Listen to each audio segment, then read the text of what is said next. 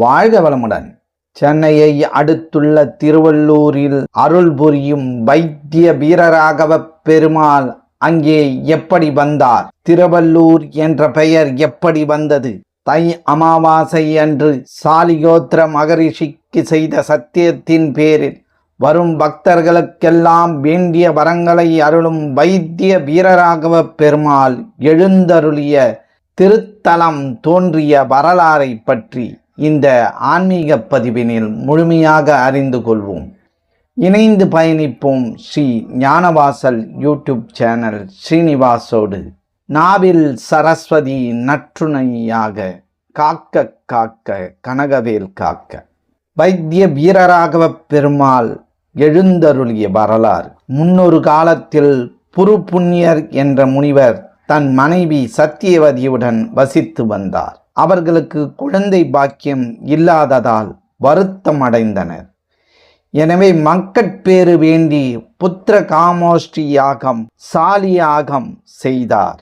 மிகுந்த பக்தியுடன் அந்த யாகத்தை செய்து முடித்தபோது ஓமத்தின் ஜுவாலையில் இருந்து திருமால் தோன்றினார். முனிவரின் ஓமத்தால் மகிழ்ந்ததாக சொல்லி வேண்டும் வரம் கேட்கும்படி சொன்னார்.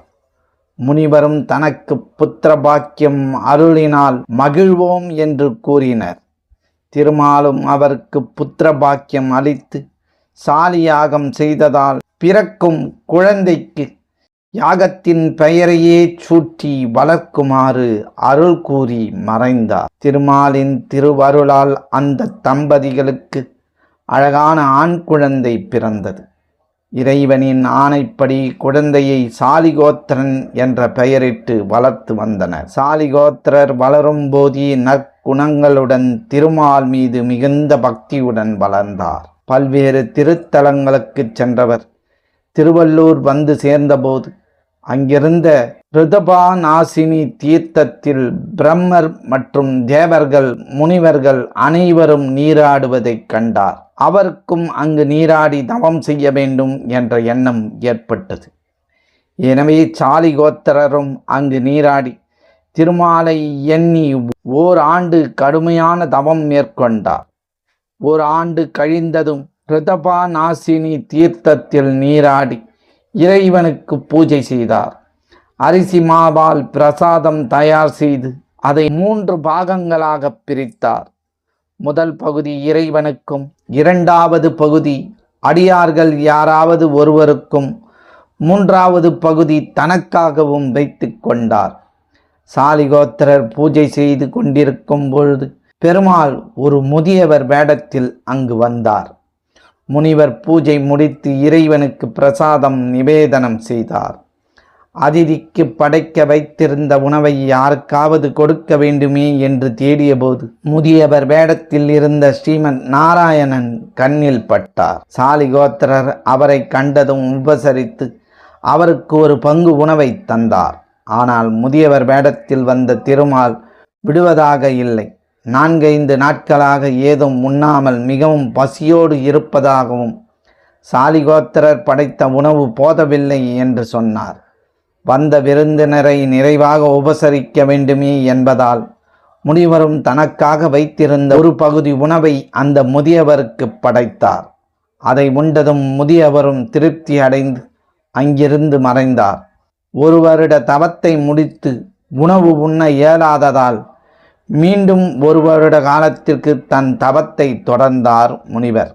1 வருடம் தவம் முடிந்து மீண்டும் ரிதுபாநாசினி தீர்த்தம் நீராடி பூஜை செய்யும் பொழுது வழக்கம் போல் முதல் பகுதியை இறைவனுக்கு படைத்துவிட்டு 2வது பகுதியை அதிதிக்கு வழங்குவதற்காக எடுத்து வந்தபோது திருமாலே முதியவர் வேடத்தில் வந்து பிரசாதத்தை வாங்கி உண்டார். நான் நன்றாக சாப்பிட்டதால் படுத்து ஓய்வெடுத்து கொள்ள வேண்டும், எவ்வுள் படுப்பது என்று கேட்டார்.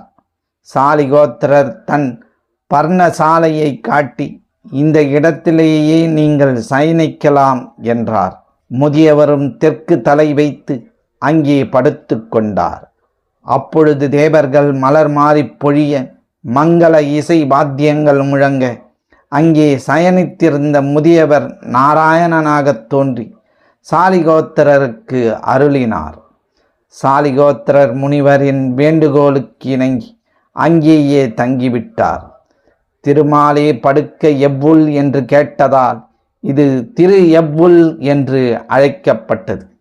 காலப்போக்கில் திருவள்ளூர் என்று மாறியதாக வரலாறு சொல்கிறது. இறைவனுக்கும் எவ்வுள் கிடந்தான் என்ற திருநாமம் இருந்தது. சாலிகோத்திரரின் வேண்டுதலுக்கு இணங்க தை அமாவாசை அன்று தன்னை நாடி வந்து வழிபடும் பக்தர்களுக்கு தங்கள் குறைகளை எல்லாம் தீர்த்து வைப்பதாக வீரராகவ பெருமாள் சாலிகோத்திரருக்கு சத்தியம் செய்துள்ளார். இத்தலத்தில் இறைவனுக்கு கிங்குருகேசன் என்ற திருப்பெயர்தான் முன்னர் இருந்தது. அவர் எப்படி வீரராகவர் ஆனார் என்பதையும் தெரிந்து கொள்வோம். தர்மசேனர் என்ற அரசருக்கு மகளாக ஸ்ரீதேவி தாயார் பிறந்தார். வசுமதி என்ற பெயரில் இந்த மகளை போற்றி வளர்த்தார் அரசன்.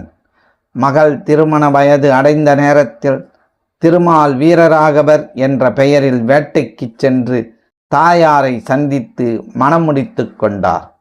அதன் பிறகுதான் இறைவனுக்கு வீரராகவ பெருமாள் என்ற திருநாமம் ஏற்பட்டது. அதுவரை இவர் கிங்கிருகேசன் என்று அழைக்கப்பட்டு வந்தார். தாயாரை மணந்து கொண்ட பிறகு வீரராகவர் என்ற திருநாமம் ஏற்பட்டது. திருவள்ளூர் பெயர் எப்படி வந்தது என்று தெரிந்து கொண்டீர்களா? திருவள்ளூரில் வீற்றிருக்கும் வீரராகவ பெருமாளை வணங்கி தீராத பிணிகளையும் துயரங்களையும் தீர்க்கும் திருவருளை பெற்று வாழ்வின் மன அமைதியையும் சகல சௌபாக்கியங்களையும் அடையும் உன்னதமான வழியை பெறுவோம். நீங்கள் வைத்திய வீரராகவ பெருமாள் ஆலயத்தில் தரிசனம் செய்தவர்கள் என்றால் நமது கமெண்ட் செக்ஷனில் பதிவு செய்யுங்கள். உங்கள் அனுபவத்தை நமது கமெண்ட் செக்ஷனில் பதிவிடுங்கள். இந்த பதிவினை உங்கள் உற்றார் உறவினர் நண்பர்களுக்கு பகிர்ந்திடுங்கள். மற்றும் ஒரு ஆன்மீக பதிவில் நாம் அனைவரும் சந்திக்கும் வரை உங்களிடமிருந்து நன்றியும் வணக்கத்தையும் கூறி விடைபெற்றுக் கொள்வது ஸ்ரீ ஞானவாசல் ஸ்ரீனிவாசன். நன்றி, வணக்கம். எங்களுடைய பதிவு உங்களுக்கு பிடித்திருந்தால் லைக் பண்ணுங்க, ஷேர் பண்ணுங்க. மீண்டும் தொடர்ந்து இது போல பல பதிவுகளை பார்ப்பதற்கு எங்கள் சேனலை சப்ஸ்கிரைப் செய்து பெல் ஐக்கானை கிளிக் செய்து கொள்ளவும். நன்றி, வணக்கம்.